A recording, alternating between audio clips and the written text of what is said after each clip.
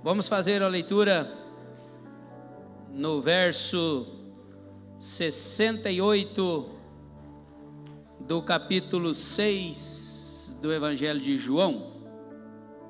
João 6, verso 68.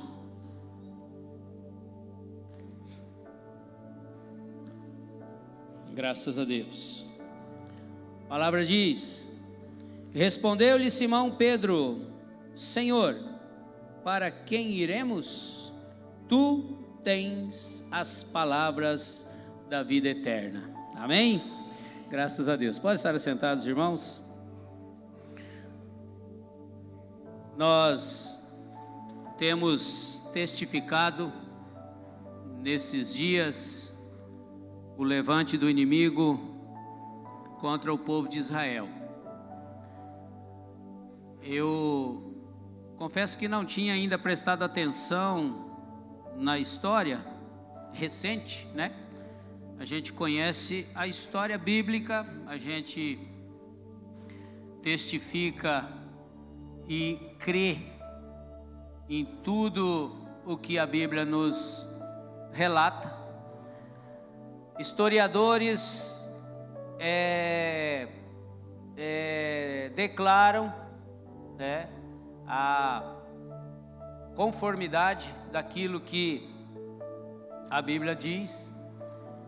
Então nós conhecemos a história lá, né, de Abraão até o Apocalipse, né, de Adão até o Apocalipse.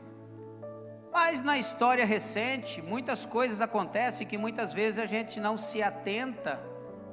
E agora, com essa semana, esse conflito armado lá na terra de Israel, na Palestina, então nós começamos a ver as notícias, ver as histórias, ver os acontecimentos e perceber que tanta coisa, tantos se levantam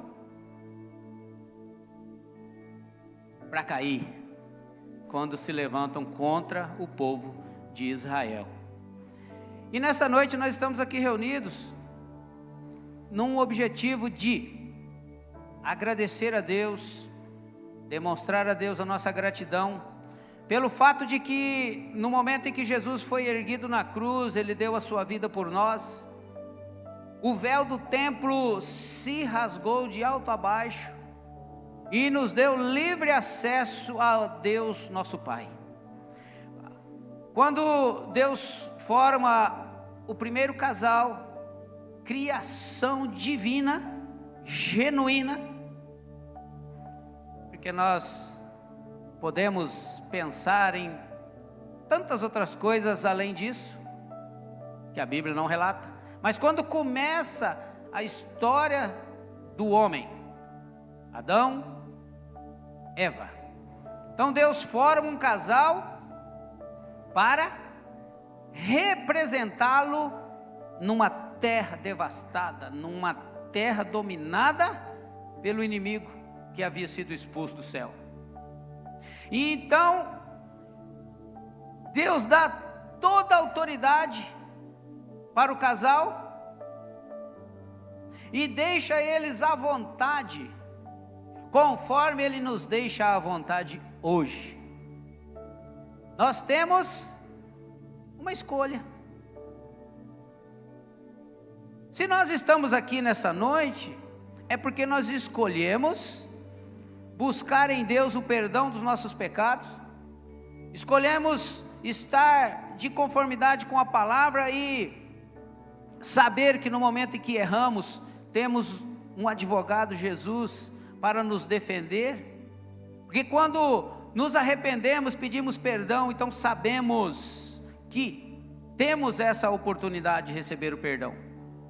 Mas o apóstolo Paulo diz que, olha o perigo de quando a gente acha que a graça de Jesus é infinita, como ela é, mas a gente permanece pecando, porque todas as vezes que peca, pede perdão e é perdoado. Então, o perigo das pessoas que muitas vezes estão entre os escolhidos, mas que não têm posição daqueles que defendem o genuíno Evangelho de Jesus. Então, no capítulo 6 aqui do Evangelho de João, a gente começa a ver os contrastes das pessoas que conviveram com Jesus. Pessoas que muitas vezes iam pelo barulho, pelo alvoroço. O que está acontecendo lá? É igual quando acontece infelizmente, quando acontece um acidente, né? Quantas pessoas chegam lá de curioso, né? Você ouve um barulho estranho, você corre para ver o que aconteceu. Essa noite passou um carro lá em frente de casa, lá com o escapamento, acho que caiu o escapamento. Eu acordei, eram as 3 da manhã. A Nil ficou, o que aconteceu? Eu olhei, acho que caiu o escapamento do carro aí, o cara está subindo aí. Acordou todo mundo. Então a curiosidade não nos deixa ficar quieto. Eu podia ficar deitado, é um barulho, não me aconteceu nada, mas não, a gente levanta, a gente quer ver o que aconteceu. E assim eram as pessoas, muitas das pessoas que conviveram com Jesus. E hoje a palavra nos chama a atenção. Nós estamos aqui pelo barulho, ou nós estamos aqui porque realmente temos e queremos ter um encontro genuíno com Jesus? Então, o capítulo 6 do Evangelho de João começa lá dizendo a respeito da multiplicação dos pães. Que maravilha! 5.000 homens, mais mulheres e crianças, foram alimentados com 5 pães de cevada e 2 peixinhos. Por que a palavra frisa o cevada? Porque, veja bem, pão de cevada era um pão das pessoas pobres, que não tinham recurso para comprar o trigo. Então aquele menino, quando saiu de manhã de casa, com aqueles 5 pães de cevada e os 2 peixinhos, então a palavra diz, faz a referência de que ele era um menino humilde, mas que queria ter um encontro com Jesus. Existe um cântico que diz: quem poderia imaginar que um menino ia ajudar a alimentar a multidão?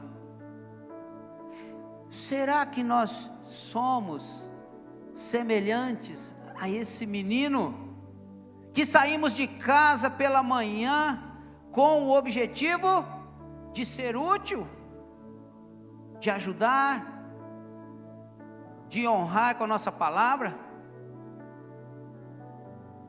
Porque muitas pessoas, infelizmente, só vivem de aproveitar as oportunidades, e ainda bate no peito e se gaba, achando que é o bonzão, que passou o outro para trás.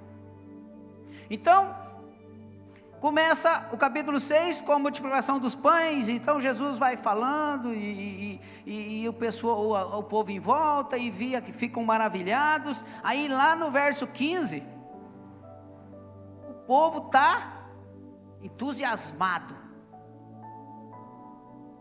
mas não discernindo a missão de Jesus. O povo estava achando que Jesus estava sendo levantado para ser um grande rei, para libertar o povo de Israel do domínio dos romanos.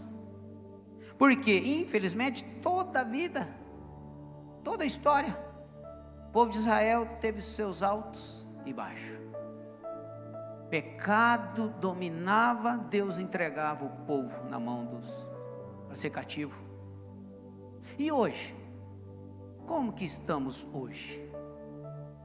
Quando a gente está repleto de Jesus, a palavra diz que o anjo do Senhor se acampa ao redor daqueles que o temem e os livra. A palavra diz: não entristeçais o Espírito.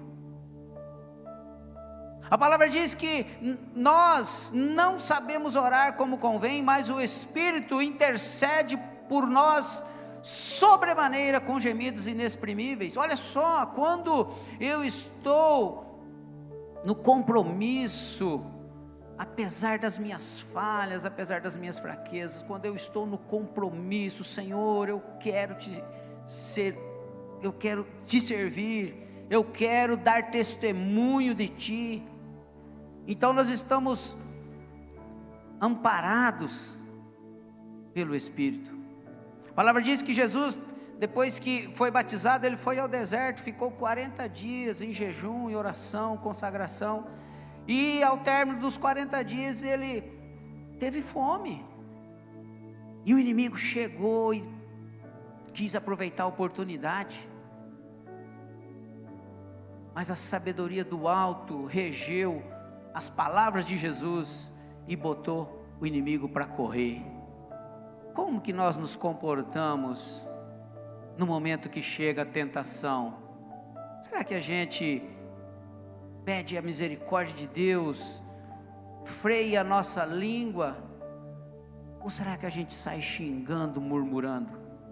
Então no verso 15 diz que o intuito do povo era instituir Jesus um rei, um libertador. Opa, agora apareceu a pessoa certa, porque se o cara alimentou 5.000 homens, mais as mulheres e as crianças, com 5 pães e 2 peixinhos, esse é o cara. Esse aí é semelhante a Moisés, que levantou o cajado, o mar vermelho abriu e o povo passou pelo meio. Mas o povo não entendia a essência do que Jesus veio apresentar. No verso 26 diz que Jesus lhes disse: em verdade vos digo, vós me procurais não porque vistes sinais, mas porque comestes dos pães e vos fartastes. Que percepção vazia da presença de Deus, da presença de Deus. Nós não estamos aqui falando de algo que nos contaram, não, nós estamos falando aqui do que aconteceu, ficou registrado na palavra e ninguém contesta, porque depois que Jesus ressuscitou, ele apareceu para mais de 500 pessoas, e quando ele foi levado aos céus, ele foi levado rodeado de testemunhas. A palavra diz que quando Jesus ressuscitou, que o seu corpo não estava mais no sepulcro, os sacerdotes, lá os doutores, subornaram os guardas para dizer que os discípulos vieram durante a noite e raptaram o corpo de Jesus. Porque, sabe aquela frase que diz que você está enxergando, mas não quer ver? Isso aconteceu com os sacerdotes. Eles sabiam que a profecia estava se cumprindo em Jesus, porém não queriam, tinham medo, de perder o posto de doutores da lei, de pessoas que desciam o cajado no povo. Não queriam perder o posto, não queriam perder as ofertas que eram trazidas no templo e se abastavam de tudo aquilo que o povo se sacrificava para levar. E Jesus veio para eliminar tudo isso, para mostrar que o objetivo de Deus nas nossas vidas é a salvação das nossas almas. Gente, é tão simples, e quantos tornam isso dificultoso, complicam as coisas.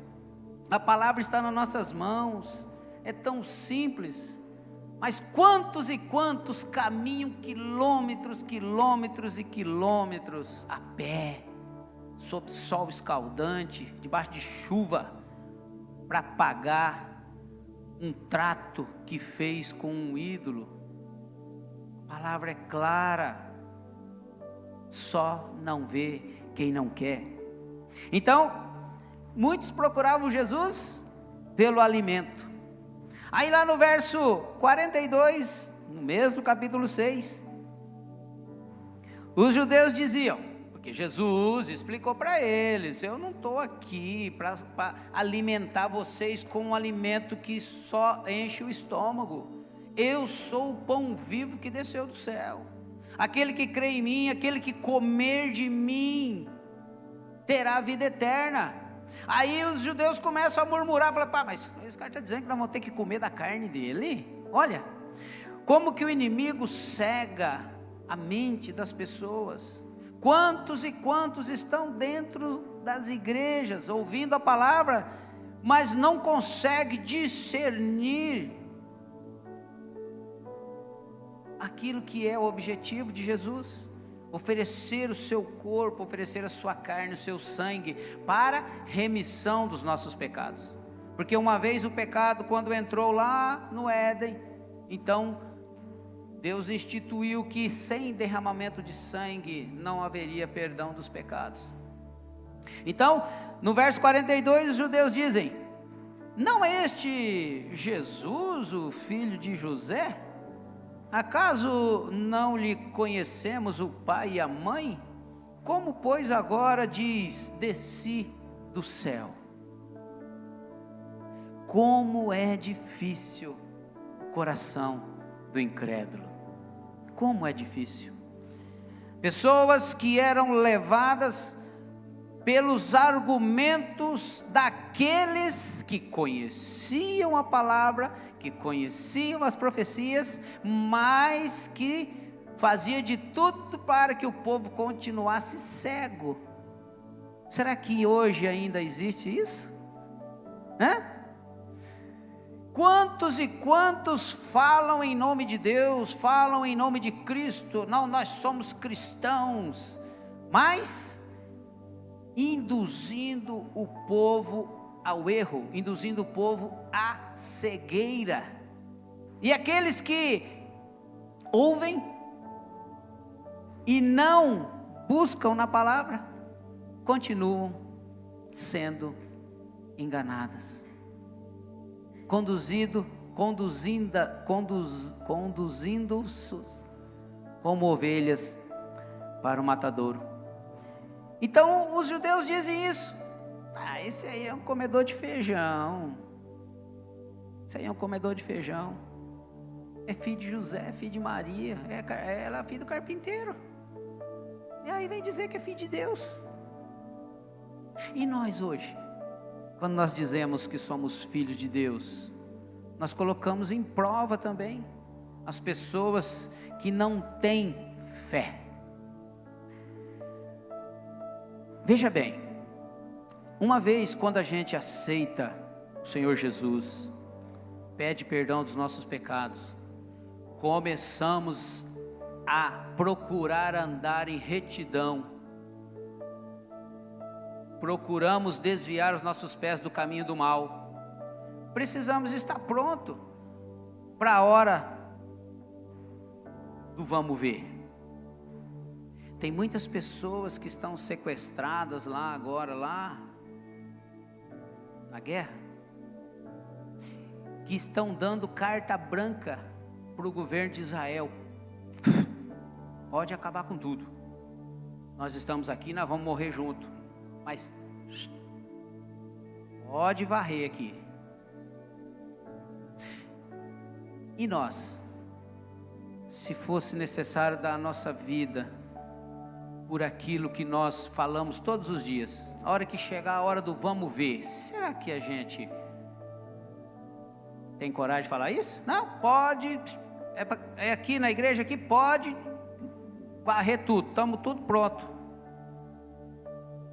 Quanta dúvida o inimigo lança no coração das pessoas. E veja bem, olha a responsabilidade que nós temos quando aceitamos a dúvida. Quando nós aceitamos a dúvida, nós colocamos abaixo o sacrifício de Jesus. Olha o perigo. Você, eu, nós precisamos ter convicção do que nós estamos fazendo. A palavra diz que pela graça sois salvos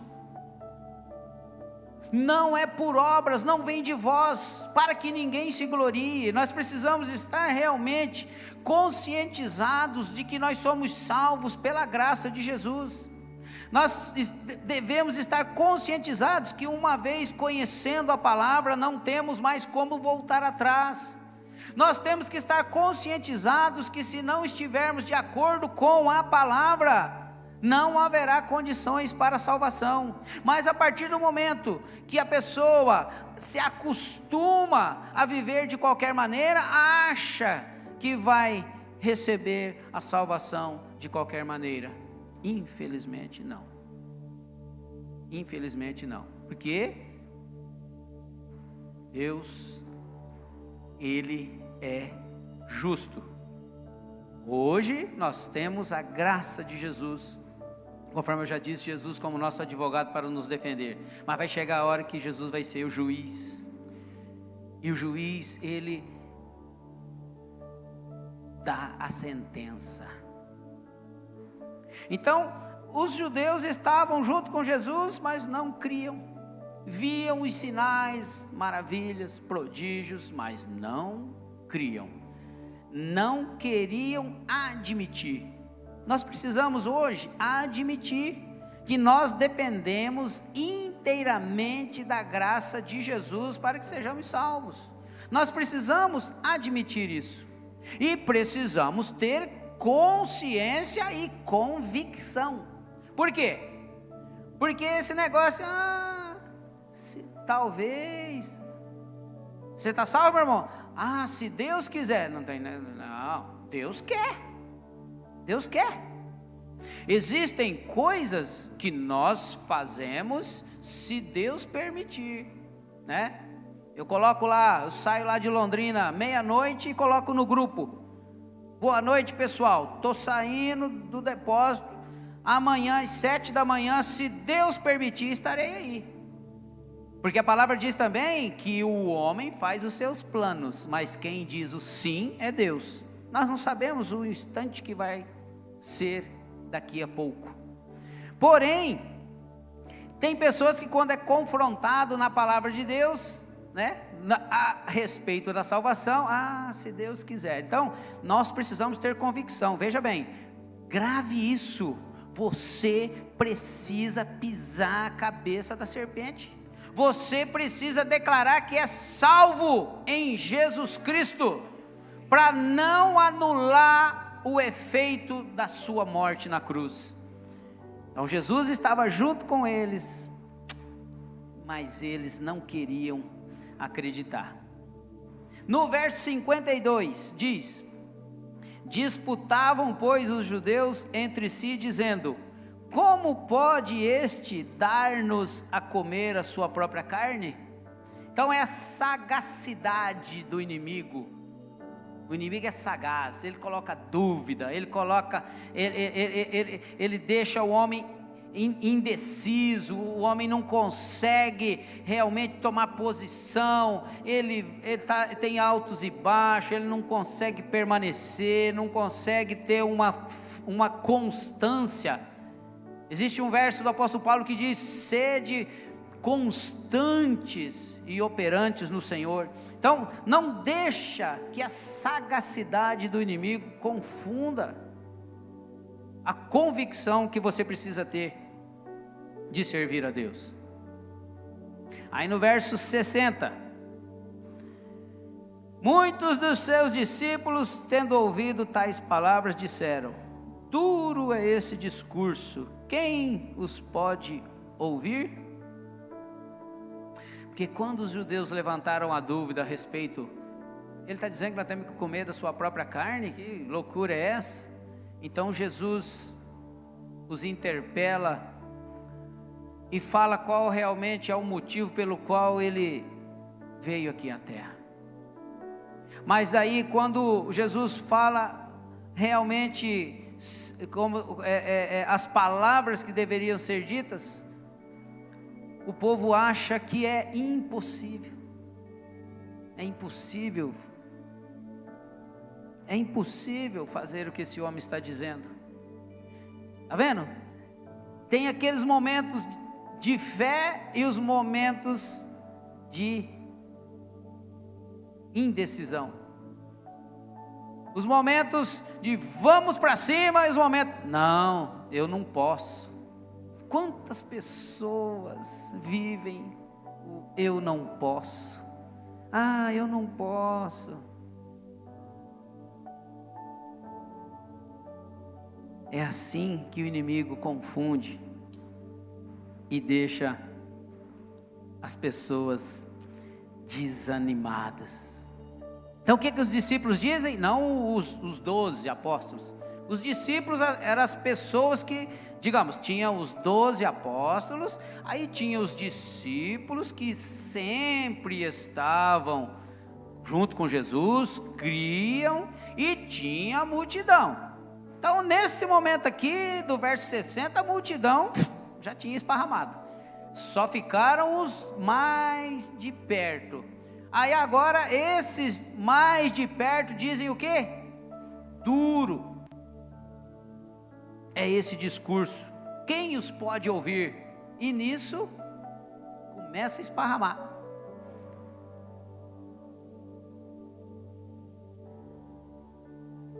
Até que ficam, imagino eu, os 12 discípulos. Aí Jesus vira para eles e fala, verso 66. À vista disso, muitos dos seus discípulos o abandonaram e já não andavam com ele. Então perguntou Jesus aos 12: porventura quereis também vós outros retirar-vos? Agora é a hora do vamos ver, não é mesmo? Agora é a hora que Jesus nos chama a responsabilidade. E vocês? Vocês vão se retirar também? Ou vocês vão permanecer comigo? Aí o Pedro, cheio da testificação do Espírito Santo, responde: Senhor, para onde iremos nós? Tu tens as palavras da vida eterna.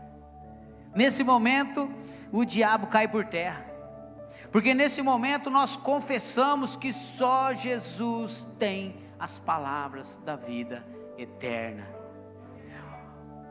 Mas ainda tem um porém. Olha só, verso 70.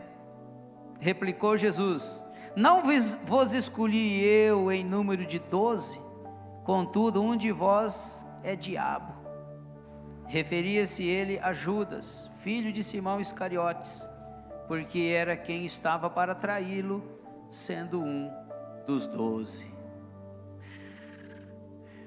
Essa é a grande responsabilidade que nós temos, de sermos realmente conhecidos de Jesus pelas nossas intenções e por aquilo que nós realmente nos esforçamos em fazer para o reino de Deus. Judas estava junto com os 12 apóstolos.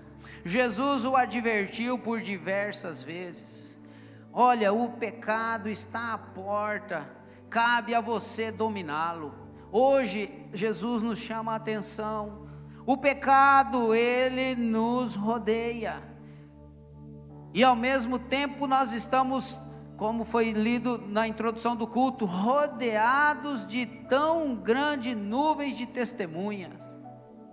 E assim nós precisamos ser como luz resplandecente, testificando e dando testemunho do que Jesus pode fazer na vida de um homem. Quantos que começaram, mas não permaneceram? Jesus aqui chama a atenção, ele fala: um de vós é um diabo. Jesus está dando a oportunidade para Judas se arrepender e falar assim: não, aquilo que eu estava pensando, não vou fazer mais não.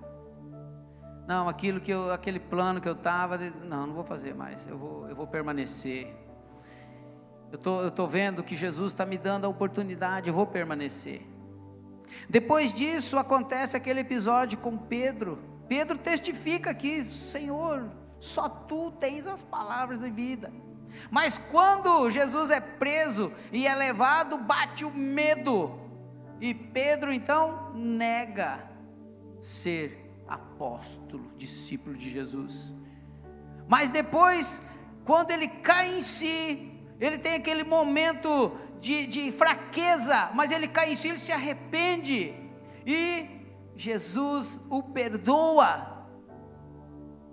Olha que maravilha. Eu sempre digo que a coisa mais extraordinária que existe em conhecer a Deus, em conhecer a palavra, é entender que as pessoas que estão aqui mencionadas foram pessoas semelhantes a nós.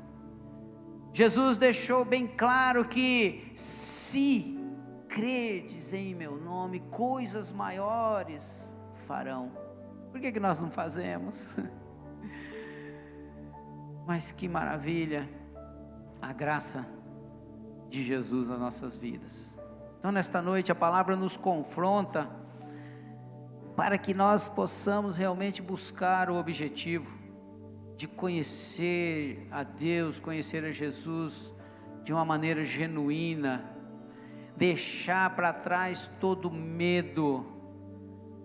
Na hora do vamos ver, que a gente possa realmente estar em pé, firme, não deixar de honrar o nome do nosso Deus. O escritor aos Hebreus, lá no capítulo 2, deixou uma palavra de exortação para nós. Hebreus capítulo 2, verso 1 ao 4 diz: por esta razão, importa que nos apeguemos com mais firmeza às verdades ouvidas, para que delas jamais nos desviemos. Se, pois, se tornou firme a palavra falada por meio de anjos, e toda transgressão e desobediência recebeu justo castigo, como escaparemos nós se negligenciarmos tão grande salvação, a qual, tendo sido anunciada inicialmente pelo Senhor, foi-nos depois confirmada pelos que a ouviram, dando Deus testemunho juntamente com eles por sinais, prodígios e vários milagres, e por distribuições do Espírito Santo segundo a sua carne. Então a palavra nos chama a atenção. Importa que nos apeguemos com mais firmeza. Importa que nos apeguemos com mais firmeza. A palavra era anunciada pelos anjos, quando Deus falava lá, né? Com Adão, com Abraão, com Moisés, com Noé, com Abraão, com Moisés. Agora a palavra é falada pelo próprio Jesus. Nós temos essa convicção, nós temos essa garantia, conforme diz que foi anunciada inicialmente pelo Senhor, foi nos dada, confirmada pelos que a ouviram. Pessoas ouviram, pessoas testificaram, pessoas presenciaram. E nós então, após tudo isso, fomos resgatados, porque o plano da salvação lá no Éden era para o povo que Deus criou, e nós éramos considerados gentios, mas com o sangue de Jesus, para a remissão dos pecados, toda a humanidade teve as portas abertas para entender o plano de salvação. As pessoas dizem: acho que Deus fez algum de nós para mandar para o inferno. Não, como o pastor sempre diz, Deus não fez nenhum de nós para mandar para o inferno.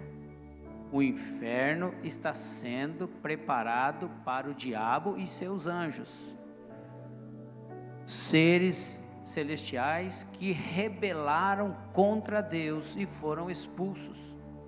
Mas vai chegar o dia em que todos seremos julgados, e haverão aqueles que ouvirão: vinde, benditos de meu Pai, possuí por herança o que está preparado desde a fundação do século. Que nós sejamos participantes, que tenhamos nosso nome escrito no livro da vida. Amém? Reflita nessa palavra, peça ao Espírito Santo que te dê condições de a cada dia se aprofundar no conhecimento da palavra e entender que aonde tem fé não tem medo.